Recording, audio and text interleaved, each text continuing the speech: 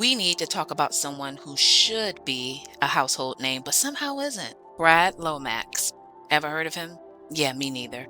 Not until I fell down one of those "how was this not in school" rabbit holes. This man that you're looking at right here was out there fighting racism and ableism like he was in a civil rights superhero movie. He was a Black Panther and a disability rights legend at the same damn time. And somehow nobody's talking about him. Not on my watch. Let's change that. So Brad was born in Philadelphia in 1950. Normal kid stuff, football, Boy Scouts, drama club, probably that one kid in class who made everything look easy. But the world around him, not so chill. He visited Alabama at the age of 13 and saw full-blown Jim Crow segregation for the very first time. Like literally, whites only signs. Needless to say, that trip stuck with him. Fast forward to 1969, Brad co-founds the Washington, D.C. chapter of the Black Panther Party because clearly being a teenager wasn't stressful enough. He was ready to take on systemic oppression too. Brad was that guy. Now get this, around that same time Brad starts randomly falling while walking, doctors eventually figured out it's multiple sclerosis. And here's the thing, not only was he dealing with a body that's starting to fail him, but now he has to use a wheelchair. In the 70s, in America. So that basically meant he was SOL. Buses didn't have ramps, public buildings were inaccessible, and his own brother had to physically lift him into a public transportation. So yeah, Brad got a crash course of ableism and it lit a new fire under him.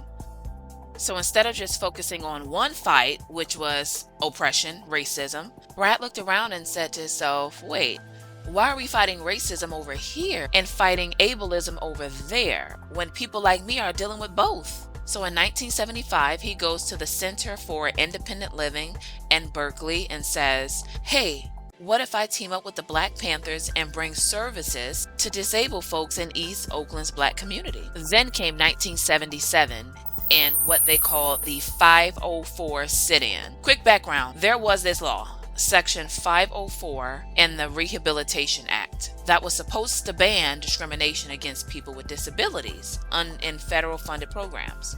Keyword supposed to. The government passed it and then basically ghosted the implementation part. So Brad and a bunch of activists were like, cool, we'll just move in then. They occupied the San Francisco Federal Building for 26 days. 26. That's right. No showers, no working phones, no catering, just vibes and civil disobedience. Remember when I told you guys that Brad was also a part of the Black Panther movement? Well, turns out he needed their help. Remember, he's going to be in there for 26 days. Not just him, but many people like him. So he reached out to the Black Panthers and they provided him with hot meals, shower, fuel, moral support, whatever he needed, or they needed for that matter. So after putting pressure on everyone, guess what happened? Section 504 was signed into law. So that sit-in was a success. Fast forward to 1984. Sadly, Brad did pass away from complications of MS. He was only 33 years old. Yes, y'all heard it right, 33. But in that short time, he literally changed the game. Not just for disabled folks, not just for Black folks, but for everyone who believes in justice with no conditions attached. Brad Lomax proves that you don't have to just pick one cause. He saw injustice coming from multiple angles and said, all right, cool, I'm going to take them all. Racism, I got it. Ableism, let's go. Systemic anything, bet. His work laid the groundwork for the Americans with Disability Act, aka the ADA, which didn't pass until 1990, but wouldn't have happened without the blueprint Brad helped build. So yeah, if you've ever used a curb cut, seen a ramp, or got school accommodations, you can thank Brad for that. Brad Lomax should be a name we all know. He wasn't loud for fame, he was loud for change. He rolled into two movements and reminded us that justice isn't just one lane, it's a whole intersection.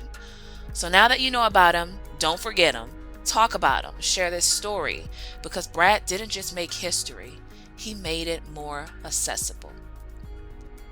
Thank you guys so much for staying to the end of this video. This is my first ever video embarking on this new profound uniqueness. Let me know who you would like for me to focus on next on my next story.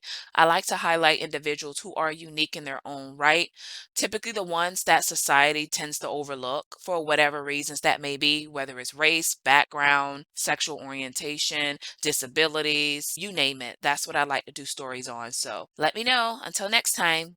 Bye.